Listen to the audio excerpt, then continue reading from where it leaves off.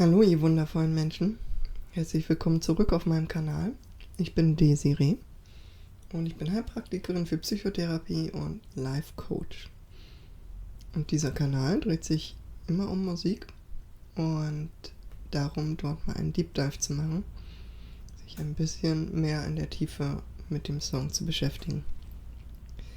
Erstmal aktuell besonders bezogen auf die Texte. Ich habe mir Ren als ersten Künstler ausgesucht und wir widmen uns heute einem Song, der mir selbst sehr viel bedeutet, der mich jedes Mal tief berührt und der so vielschichtig ist. So. Von daher, ich habe erst gedacht, ach komm, machst du mal wieder ein Video, was nicht ganz so lang ist. Aber ich glaube, bei meinen Notizen ist das ein groß gesetztes Ziel. Aber wir schauen einfach mal und machen das Intro nicht so lang und gucken, dass wir starten. Und ich schaue, dass ich das Lied erstmal so weit wie möglich ein bisschen durchlaufen lasse, bevor wir uns dem Ganzen widmen.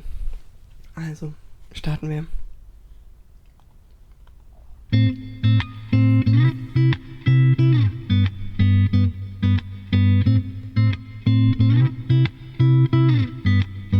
Oh, you built this like dominoes, dominoes, dominoes falling.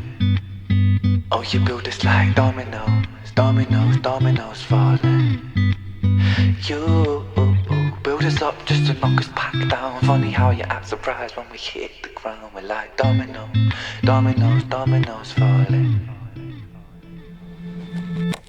So bleed me of all my self-belief. My smile shows all my insecurity. In a kingdom of Photoshop, kings and queens will never feel happy with ourselves, but insecurity sells. Dominoes, dominoes, dominoes falling. Oh, you built us like dominoes, dominoes, dominoes falling. You build us up just to knock us back down. Funny how you act surprised when we hit the ground. We're like dominoes, dominoes, dominoes falling. I hide my head under the sheets, 'cause how can I face a world that ridicules the weak? Where beauty is sold on the shelves, forbid that we find it in ourselves. And now I'm broke, it don't come cheap. Oh, you built this like dominoes, dominoes, dominoes falling. Oh, you built this like dominoes, dominoes, dominoes falling. You build us up just to knock us back down. Funny how you act surprised when we hit the ground. We're like dominoes, dominoes, dominoes falling. So, bevor es jetzt weitergeht, lasst uns mal hier in die erste Hälfte ein bisschen näher reingucken. Der Text spricht schon sehr für sich, zumindest erstmal auf der Ebene von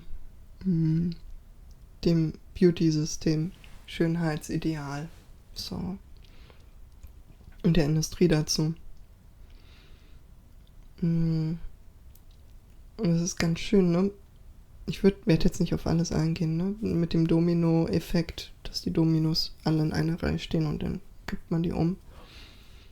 Das ist, glaube ich, allen klar. Und dass wir als Gesellschaft sehr eng zusammenstehen, so, und vom gleichen System beeinflusst werden, ist, glaube ich, auch irgendwie in jedem Kopf verankert.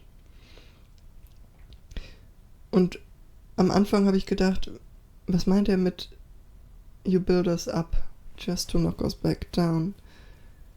Weil das, was klar ist, das Umwerfen ist dieses, ich mache dich unsicher, du bist nicht genug, du brauchst noch dieses Beauty-Produkt, du musst noch mehr Muskeln aufbauen, du musst noch was auch immer, so, dünner werden, schöner werden, besser werden, so, es reicht noch nicht. Und das ist immer wieder damit konfrontieren, ist das Umhauen. Und das Aufbauen ist natürlich dieses Versprechen, was gemacht wird, ne? Wenn du dieses Produkt holst, wenn du das erreicht hast. dann wirst du glücklich sein, dann gehörst du voll dazu, dann bist du up to date und besonders cool, dann wirst du auf jeden Fall anerkannt werden. So, dann kann dir nichts mehr passieren. Ja, ich bleibe erstmal auf dieser Ebene. Wir kommen später noch zu anderen Ebenen. Und die Photoshop Kings and Queens finde ich ganz schön, weil in der heutigen Zeit, gerade in den Medien, Social Media, wissen wir überhaupt nicht mehr, was echt ist. Wir wissen teilweise ja nicht mal, was AI ist und was ein echter Mensch ist. Aber selbst von den echten Menschen wissen wir nicht, wie die in echt aussehen, wie die wirklich aussehen. Nicht nur Photoshop, sondern jetzt heutzutage ja Filter, die drüber gelegt werden. Und ich finde es ganz schön, dass es immer mehr Menschen gibt, die das auffliegen lassen und Fotos von sich reinstellen mit Filter, wo sie halt wirklich wie das Supermodel aussehen. Und dann nehmen sie den Filter runter. So, und dann zeigen sie nochmal den Unterschied zwischen, okay, und auch ohne Filter gibt es nochmal Unterschiede. Spanne ich gerade alles an und gehe in eine bestimmte Posierung und in eine bestimmte Haltung und halte die Kamera auf eine bestimmte Art und Weise, damit ich schlanker aussehe, damit meine Hüfte mehr nach dem und dem aussieht und so weiter und so fort. Oder stehe ich einfach ganz normal in meinem Alltag da und dann kommt mein ganz normaler Frauenbauch raus, wo Organe drin gelagert sind. So. Und immer noch Unterschied zwischen Jugend und erwachsene Frau. Was ist der normale Körper eigentlich? Teilweise wissen wir das gar nicht mehr. Und ich finde es aber auch wichtig zu sagen, Kings und Queens bezieht sich ja nicht nur auf Frauen, ne? Auch Kings. Dieses am besten irgendwie, ne, musst du gut durchtrainiert sein. Am besten hast du die und die Frisur, du bist gestylt, dein Bart muss in der und der Form sein, der kann nicht einfach nur wild da rumhängen oder irgendwie sowas. Wenn du Pickel hast, bist du sowieso auch ungepflegt und all diesen Krempel. So, den machen auch Männer durch, ne? Auch diese ganzen Mobbing-Geschichten. Aber da kommen wir noch später zu. Und ja, was er sagt, ne, dann verstecke ich mich lieber mit dem Kopf unter der Decke, als daraus in diese Welt zu gehen, wo ich die ganze Zeit von allen auf irgendeiner Ebene bewertet werde und am schlimmsten von mir selbst. Weil das System von außen hier drin inzwischen ist. Ja, und ne, das System spottet über die Schwachen. Was sind die Schwachen? Das ist hier die Frage, ne? Das kann auch mehreres sein. Die Schwachen können zum einen sein, die schwach im Aussehen sind, wenn wir auf der Oberfläche bleiben von Äußerem, vom Beauty-Standard, was ich nicht einhalte. Die sich nicht schminken, so wie ich tatsächlich, ne? Und sich mit Augenringen quasi vor die Kamera wagen oder mit unreiner Haut oder was auch immer. Sind das die Schwachen, die den Beauty-Standard nicht erfüllen, oder schwach im Ego, die unsicher sind und sich nicht so richtig zeigen können, sich nicht so richtig präsentieren, wie die, weiß ich nicht, ne, mit einem Ego da rausgehen und eine andere Ausstrahlung haben. Auch die Ausstrahlung macht ja schon viel im Aussehen aus. Sind die eher ein bisschen schwächer im Ego sind das die Schwachen? Schwach im Sinne von sensibel, emotional, nicht so viel abkönnen, nicht so stark aushalten können. Die sich nicht abgehärtet haben, weil die Welt so hart da draußen ist. Sind das die Schwachen? Oder sind es die körperlich Schwachen? Die nicht muskelbepackt sind, die nicht regelmäßig Sport machen, die nicht die richtige Figur haben. So.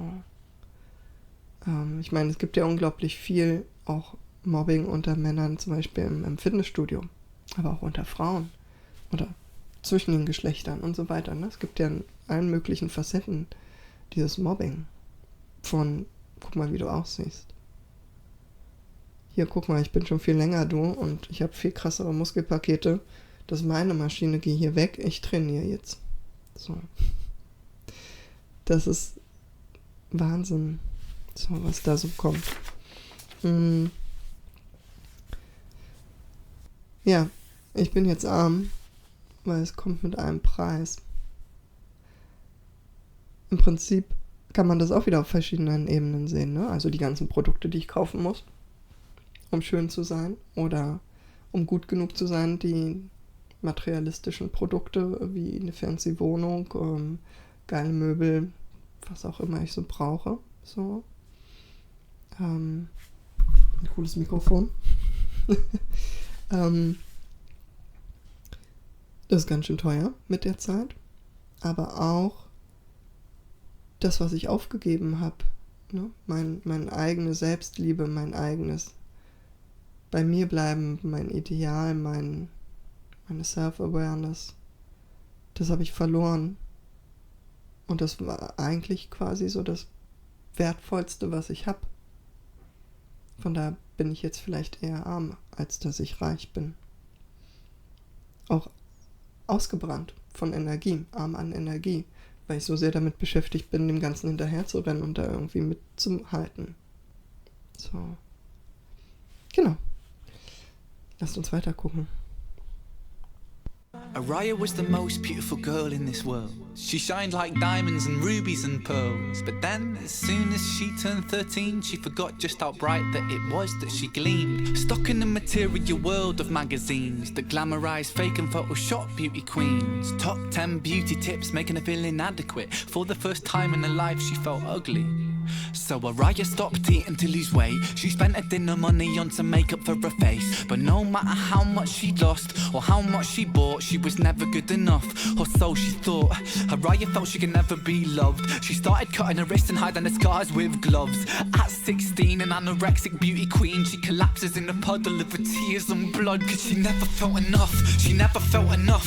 Your sellers told this lie that we must buy to keep in touch. We can never buy enough, never buy enough. All the riches in the world can't buy a sense of self-love. Funny how you act surprised when depression's levels rise, when you force feed inadequacy straight into our eyes. Television shows that praise the beautiful people, and talent competitions that just laugh at the feeble. Billboards, magazines, people turn to plasticine, molded like a factory. We're growing up to fear feeling ugly. It's lunacy, a knife in the community. Cause insecurity breeds judgment, judgment breeds hate, no unity. And hierarchy based upon aesthetics is what makes a kid in school get bullied for genetics. And I felt so ugly growing up. The way that I look sometimes got me beaten up. I mean, what the fuck? Sort of culture do we live in when we're defined by the shape of our face, when we're ashamed by the size of our waist, when we're imprisoned by the form that we take? And so we keep buying and spending. That's just how this story goes. You build us up just to knock us back down, and we just keep falling like dominoes.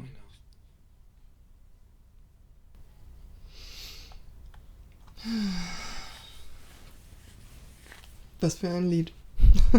Gott. Immer sehr berührend. Auch die Geschichte von Araya. Ich meine, sie war 13. So. Das ist der Zeitpunkt, wo die Pubertät einsetzt, ne? Und sowieso alles im System durcheinander kommt. Die Hormone hochschießen und wir uns neu sortieren, der Übergang zum Erwachsenwerden, der Übergang zu einer neuen Form von Identität so stattfindet. Und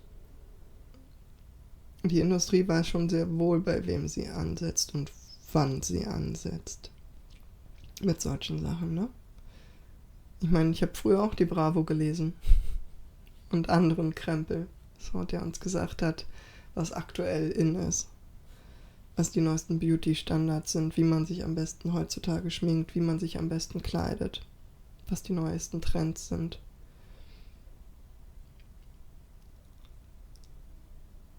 Und das prägt, ne? Man ist in so einer Phase, wo man sich orientieren will, wo man die Welt nochmal versucht größer zu verstehen. Ne? Vorher ist man sehr, sehr selbstzentriert und alles drumherum ist irgendwie nett und so, aber eigentlich geht es nur um uns selbst. Aber mit der Pubertät gehen wir immer weiter nach außen und entwickeln dort eigentlich immer mehr auch Empathie, immer mehr die Möglichkeit, Perspektiven zu wechseln, die Perspektive eines anderen einzunehmen und so weiter. Und sich von außen selbst zu betrachten und eben auch zu bewerten. So. Und es geht immer viel darum, dazuzugehören. Und wie gehören wir dazu? Das ist das, was das System vorgibt. Wenn du schön genug bist, wenn du reich genug bist, wenn du einen guten Job hast, wenn du freundlich genug bist, wenn du wenig auffällig bist, wenn du dich für andere aufopferst, wenn du so richtig schön für das System leistest, so, dann kann dir nichts mehr passieren, dann wird alles gut. So. Und dazu gehört manchmal eben auch die eigenen Bedürfnisse, die eigenen Träume aufzugeben. Weil es offiziell nicht so richtig reinpasst.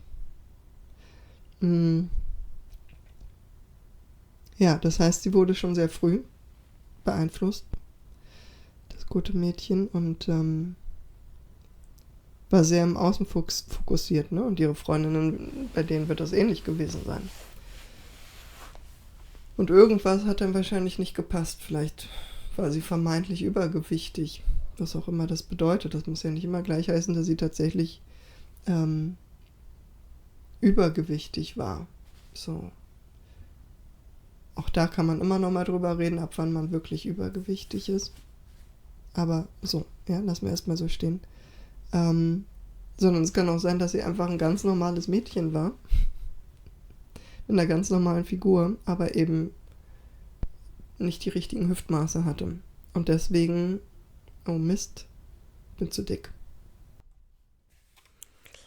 Hallo ihr Lieben, nochmal kurz von meiner Seite ein Zwischeneinschub. Mir ist aufgefallen beim Schneiden, dass ich ein bisschen unachtsam vielleicht mit den Worten gewesen bin. Manchmal fehlen mir bestimmte Worte und ich möchte nochmal hier sagen, dass ich nicht implizieren wollte, dass es eine normale Figur gibt. So. Das ist tatsächlich das, was ja das System uns versucht einzuprägen oder einzugeben, dass es ein Normal gibt. Und dann gibt es ja auch nochmal das Besser als das Normal. Aber das, was ich tatsächlich ausdrücken wollte, ist normal eigentlich für einen menschlichen Körper. Und das kann mehr Gewicht sein, es kann weniger Gewicht sein. Deswegen habe ich auch gesagt, man kann durchaus darüber sprechen, ab wann jemand übergewichtig ist. Und auch dort haben wir systemische Standards. Einmal von der Beauty-Industrie, aber auch von der Gesundheitsindustrie. Aber das würde jetzt hier zu weit führen. Ich wollte einfach noch mal sagen, jeder Körper ist ein normaler Körper. Und das ist mir ganz wichtig. Ja. So. Und da muss ich was machen. Ich kann mich zum Beispiel noch daran erinnern, ich habe früher viel Sport gemacht und war in der Leichtathletik. Und ich hatte und habe auch immer noch eine relativ dünne Hüfte. Und dadurch konnte man, oder ein dünnes Becken, und dadurch konnte man die Hüfte, da war nicht so viel Unterschied. Und deswegen dachte ich immer, okay, ich habe halt eine Knabenfigur. So. Was auch immer das bedeutet, aber das ist die Bewertung, ja, wie Frauen aussehen, wie Männer aussehen, was ein richtiger Mann ist, was eine richtige Frau ist. So richtig schön mit Hüften und und allem drum und dran. Und auch dort fängt man ja dann wieder an zu diskutieren, zum Beispiel in den Kommentaren.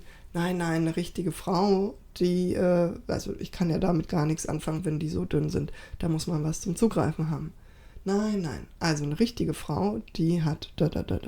So, und da merkt man eigentlich, wie unterschiedlich wir alle sind und was wir alles unterschiedlich bevorzugen. Und gleichzeitig versuchen wir, irgendeinem Ideal hinterher zu rennen und das zu erreichen, was total abstrus ist.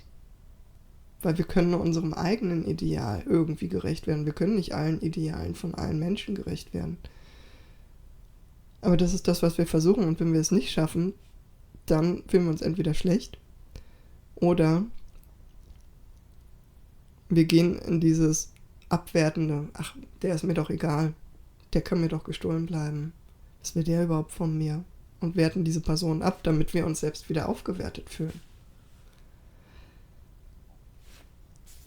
Ja, genau, und Araya hat sich das alles sehr zu Herzen genommen, hat das Gefühl gehabt, sie wird dem einfach nicht gerecht, es ist nicht genug, es gibt immer noch mehr, was man tun kann und dass sie so unglaublich hässlich sein muss, dass sie diesem ganzen Standard nicht gerecht werden kann. Dass ein unglaublicher Leidensdruck entstanden ist. So. Und sie hat angefangen, sich zu ritzen. Und Ritzen kann ja verschiedene Sachen ausdrücken. Ne? So. Das heißt, es gibt Leute, die sagen, ich habe so einen emotionalen Druck gehabt, ich habe das Gefühl gehabt, ich kann das nicht mehr aushalten. Ich kann meine Gefühle nicht mehr aushalten, ich kann die Situation nicht mehr aushalten. Ich musste Druck abbauen. Und dieses Ritzen in die Haut baut den Druck ab. Bei anderen ist es eher sowas wie, ich habe mich taub gefühlt, ich habe mich selbst nicht mehr spüren können. Ich wusste nicht mehr, ob ich da bin, ob ich noch existiere. Ich habe mich so abgeschnitten von allem gefühlt, auch von meinen Gefühlen, von mir selbst. Und ich musste mich spüren. Und deswegen verletzen sie sich, weil dieser Schmerz das Einzige ist, was noch irgendwie durchkommt. Irgendein Gefühl macht. So. Und ihnen sagt, okay, du lebst noch. So, du bist noch da. Und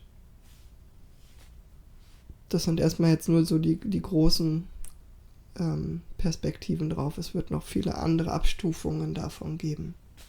So, warum Menschen das machen. Sie hat eine Essstörung entwickelt, um dünner zu werden. Und das war nie genug. So. Sie hat das Essensgeld für Make-up ausgegeben, ne? Also dieser ganze Kreislauf, wie das alles so, wie das System so aufgebaut ist. Und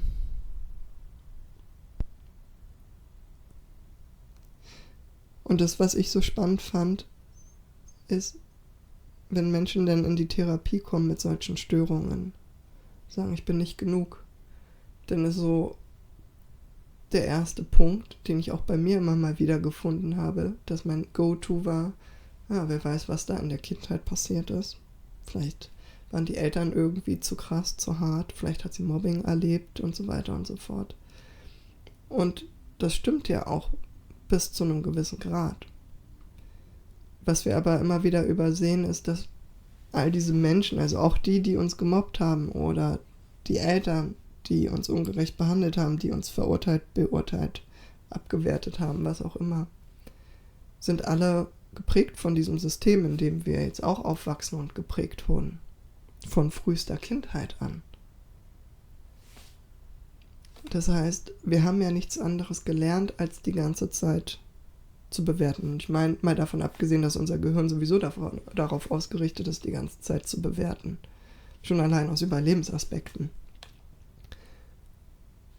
Und wir haben gelernt, uns zu vergleichen.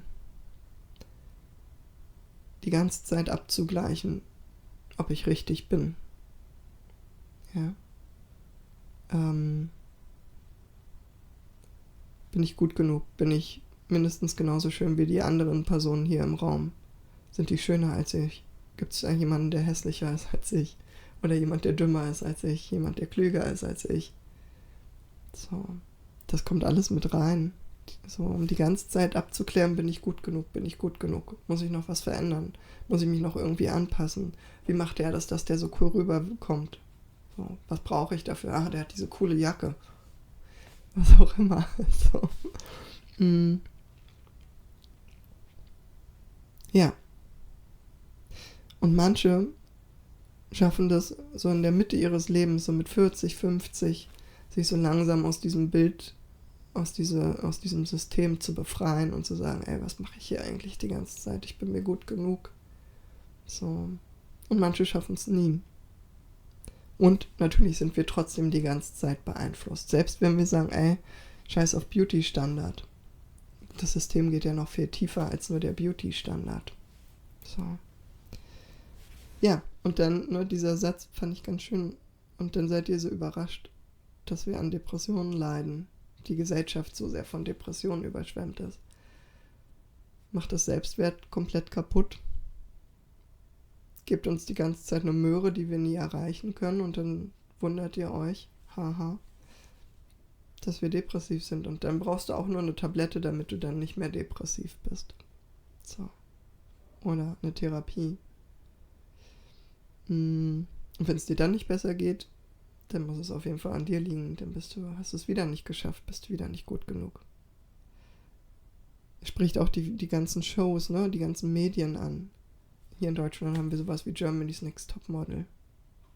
Oder auch hier in Deutschland sucht den Superstar mit, wie hieß er denn? Von Modern Talking, der Typ, der in den Medien dafür bekannt war, dass er quasi die Leute zerfetzt hat. So einfach runtergemacht hat die ganze Zeit. Vor laufender Kamera blamiert. Und das ist bei Germany's Next Topmodel nicht anders.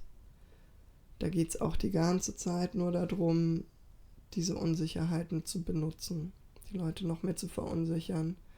Und das macht ganz viel, das macht ganz viel mit den Emotionen. So, und die Leute, die sich das angucken, denen hilft es entweder, sich besser zu fühlen, weil sie das Gefühl haben, ja, guck mal die da, die bei den Models schon mitläuft, die wird auch zerpflückt, die ist ein bisschen dicker als ich oder was auch immer. Oder es gibt wieder eine Orientierung, Gott, wie muss ich jetzt eigentlich aussehen? Ah ja, guck mal, die wird nicht angenommen. So. Oder wir, ja, genau. Also, es ist wirklich ein interessantes Modell, was uns die ganze Zeit verkauft wird und eingepflanzt wird. Und wir versuchen die ganze Zeit mit allem Möglichen uns daran anzupassen. Und wie gesagt, ich glaube, gerade in der heutigen Zeit immer mehr und vielleicht auch schon früher. Dadurch, dass ich eine Frau bin, kann ich das nicht so gut beurteilen, aber auch Männer stehen unter einem echt hohen Beauty-Standard inzwischen. So. Ja, es gibt ja auch so Sachen wie Sexiest Man Alive. Ja, die ganzen Models, wie Männer aussehen sollten.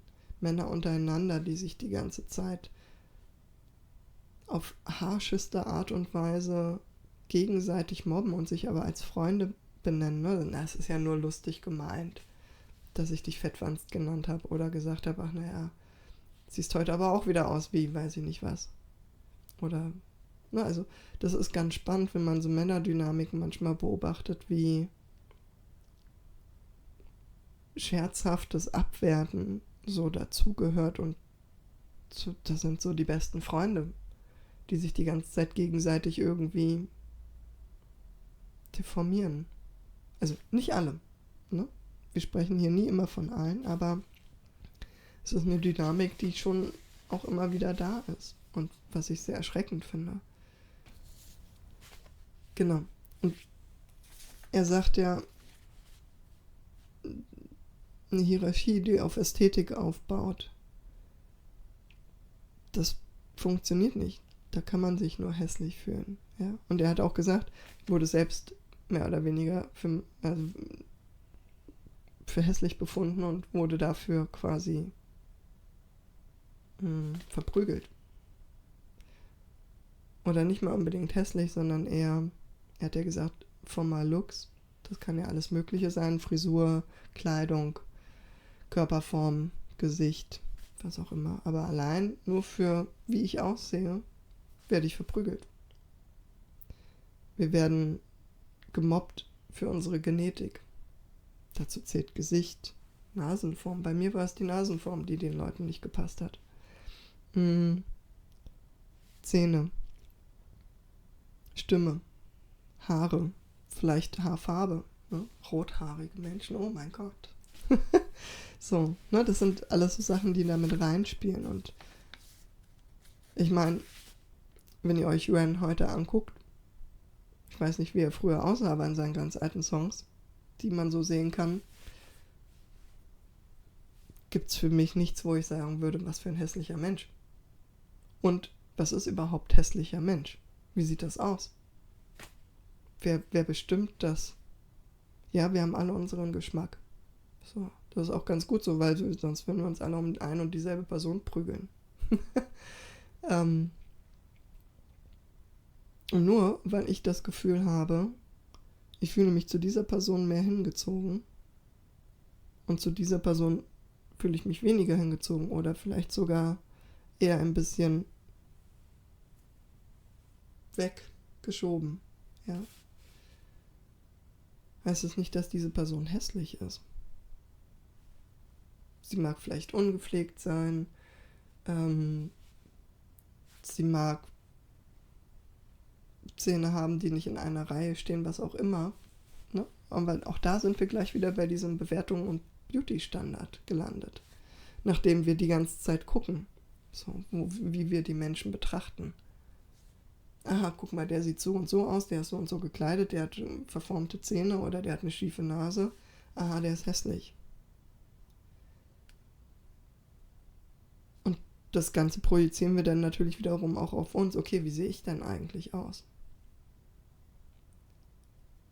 Sitzt mein Make-up heute? Was auch immer.